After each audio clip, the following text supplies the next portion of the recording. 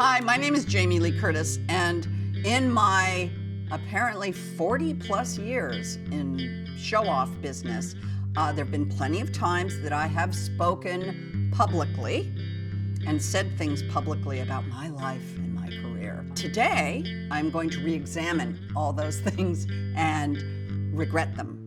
So, stay tuned, as the kids say. Let's go. In 1976, I was 18 years old. My 1976 yearbook quote, we all had them, from Choate Rosemary Hall, read, "Blank is a virtue that only some of us can project successfully. My blank aren't big, but they're mine." So weirdness, is a virtue that only some can project successfully. My bosoms aren't big, but they're mine. That was what I wrote in my, do I win a prize? Do I get something? What happens when I get it right? You know what? I think what I was trying to say is I was weird. I think I had some preconception that people were going to alter their images and that somehow I was trying to take ownership, saying, I am who I am. If I could say one thing to Jamie when I was a graduating senior in high school, it would be, it's gonna be okay. I think everybody at that age is freaked out. So if I was going to make a quote today in a yearbook, I would take the quote from the book Special Topics in Calamity Physics by Marisha Pessl, and it would read, quote, "Life hinges on a couple seconds you never see coming," end quote. So there's my answer. Again, do I win? 1983, I was 25. The New York Star, don't even know what that is, asked me to describe myself in one-word sentences. Let me say this. Whatever my answers were, we ask young people stupid all the time. We don't just accept that they're young and they're learning and trying to figure out who they are. And it's stupid. So I'm sure whatever I answered is stupid, and I will regret whatever it is that you're about to tell me I said, which is, quote, that I was pretty bizarre. Again, weirdness is a virtue that only some of us can project successfully. A little crazy, real sensitive, and cute as a button. There's probably some version of the woman that you're seeing sitting here that is in those words.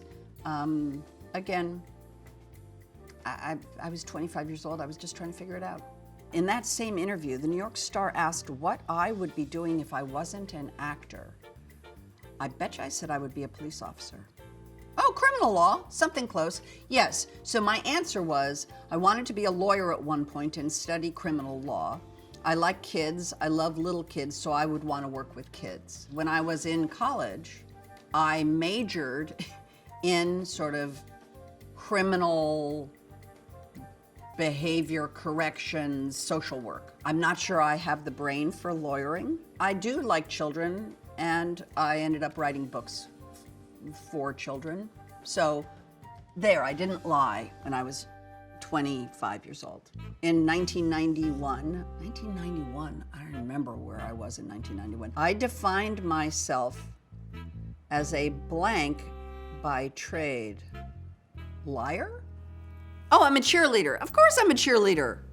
I am, look at me. So in 1991, when I was 31 years old, I am a cheerleader by trade. This is all very true about me. I just love being with a group of people moving toward a common goal. I think it's a really collaborative art form, and I love that part of it. I've been a cheerleader for Children's Hospital Los Angeles. I've started a company called My Hand in Yours, which offers comfort and celebration items to people in times of crisis and in celebration. All of the proceeds go to Children's Hospital Los Angeles. Every penny goes to Children's Hospital, so I'm a cheerleader for them. I'm a cheerleader for, I hope, good social causes. I'm a cheerleader for recovery. I'm a cheerleader. 1994, I'm 36 years old. What about it?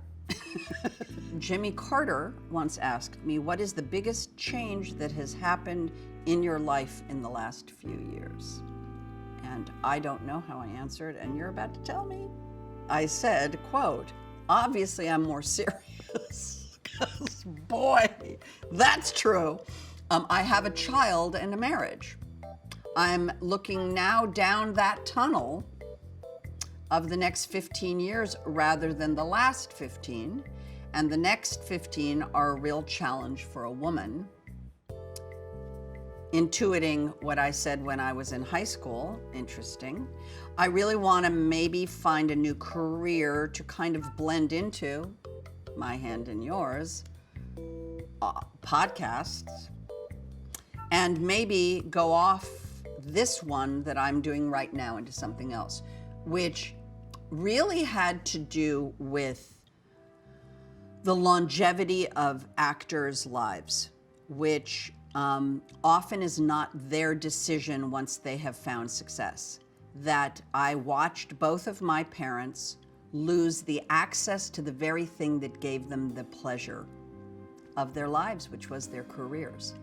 And I have always understood that it's best to leave before they kick you out. And I'm that person. You know, we want to be told it's going to be okay.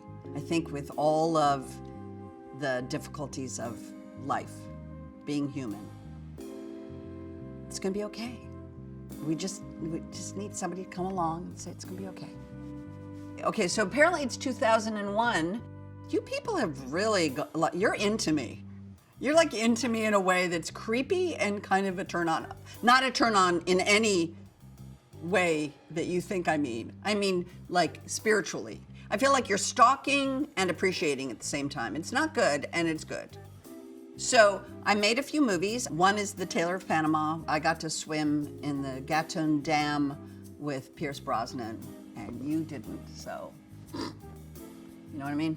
In 2 interviews, in 2001 and 2003, I shared a few mantras that I live by. What would you have said back then?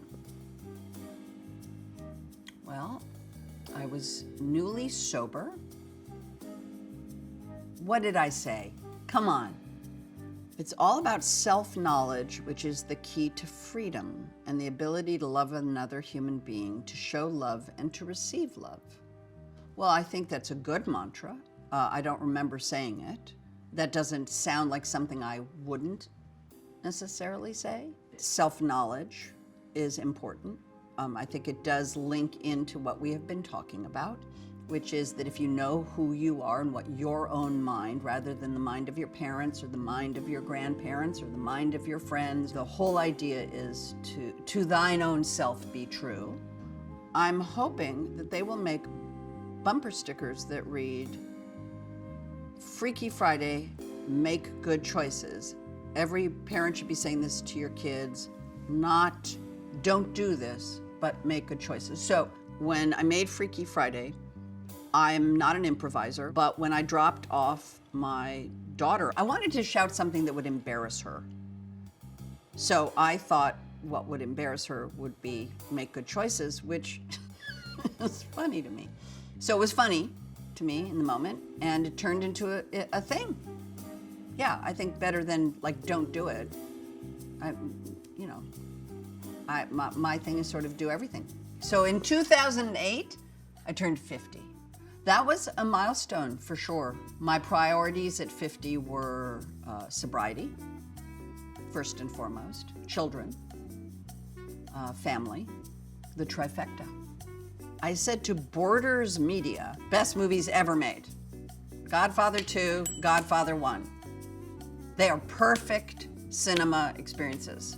If not another word I've said resonates with you, go immediately, take the day off from work, watch Godfather 1 and 2. Good Housekeeping, a magazine that I worked with many, many years, asked me, at what age did you start to feel comfortable in your own skin? Being comfortable in your own skin is a complicated dance when you're in the movies. What made me comfortable in my own skin was getting sober. It taught me that I needed to live life on life's terms, not mine. That all of the stuff that I was obsessing about or thought about was irrelevant. I would say somewhere around 50, I started to feel, comfortable. It's weird. The focus is on your skin, and it's tricky. Did I answer correctly? Oh no, I knew you were gonna do a gotcha moment. I knew it. All of a sudden, it's going places it isn't meant to go. Aging is such an interesting, the thing I would probably like to make sure is memorialized in this nightmare that I've entered. We focus on anti-aging so much. It's a billion-dollar, trillion-dollar industry. And yet, nobody gets out alive. We all age, every single person. Here's my quote: stay out of the sun, and it's gonna be okay. So, it's 2021, and I'm 62 years old, and I'm here talking about a podcast, scripted comedy podcast that I co-created with Boko Haft, who wrote it, which is about a young 12-year-old girl going to sleepaway camp. She has the dream, the character's name is Mookie Hooper, has the dream of being an investigative journalist. What are some of my dreams at this age for me? They're the same as they were when I was in my 30s, except I will just add the word grandchildren. Children, grandchildren, family, creativity, health, laughs. I think it has come full circle. So I guess I'm thanking you for watching. I'm not sure what this was. Thank you for watching me unravel on camera, which is super fun. You can subscribe and tune into this channel and watch this over and over and over again. And it's just gonna get weirder and weirder. And it'll be super fun. And I'm gonna leave you with this. It's gonna be okay. It's all gonna work out. It's all gonna be fine. It's gonna be okay. So hang in there. It's gonna be okay.